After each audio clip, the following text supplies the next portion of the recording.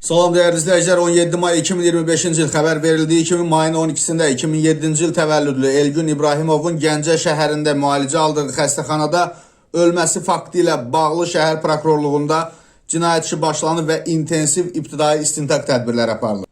Bu barədə Daxili İşlər Nazirliyi və Baş Prokurorluq birgə məlumat yayıb, qeyd edilib ki, hazırda iş üzrə daxili işlər orqanları ilə birgə zəruri və təxirə salınmaz istintaq və əməliyyat axtarış tədbirləri həyata keçirilir. Habelə hadisənin bütün halları, səbəbləri və mexanizmi tam, hərtərəfli və obyektiv şəkildə araşdırılması məqsədi ilə zəruri ekspertizalar təyin edilib. Bununla belə təəssüf hissi ilə qeyd olunur ki, bəzi sosial şəbəkə istifadəçiləri tərəfindən hadisənin təfərrüatlarına dair istintaq orqanı ilə dəqiqləşdirilməmiş, istintaqın hazırki mərhələsində müəyyən edilmiş hallarda ziddiyyət təşkil edən, o cümlədən zərər çəkmiş şəxsin bədənində aşkar edilmiş xəsarət izlərinin yeri, sayı, xarakteri və mənşəyi, o cümlədən bu xəsarətlərin hansı şəraitdə baş verdiyinə dair reallığı əks etdirməyən məlumatlar yer alır. Bu cür əsassız və dəqiqləşdirilməmiş məlumatların tirajlanması ictimaiyyətin obyektiv və doğru informasiya ilə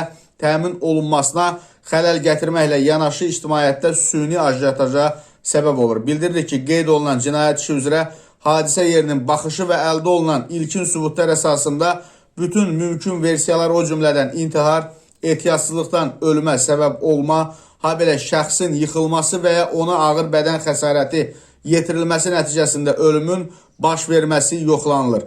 Baş Prokurorluq və Daxili İşlər Nazirliyi bir daha xatırladır ki, istintaq aparılan dövrdə cinayət işləri üzrə məlumatların yayılması yalnız rəsmi dövlət qurumlarının təsdiqlədiyi informasiyalar əsasında aparılmalı, xüsusilə cəmiyyətin həssaslıqla yanaşdığı məsələlərdə məsuliyyətli və qanuna uyğun davranılmalıdır. Odur ki, sosial şəbəkə istifadəçilərindən və ictimai fəallardan bu məsələdə yüksək həssaslıq göstərmələri istintaqın gedişinə mane ola biləcək və cəmiyyətdə çaşqınlıq yarada biləcək informasiyaların yayılmaması xahiş olunur. İbtidai istintaqın nəticəsi barədə ictimaiyyətə əlavə məlumat veriləcək.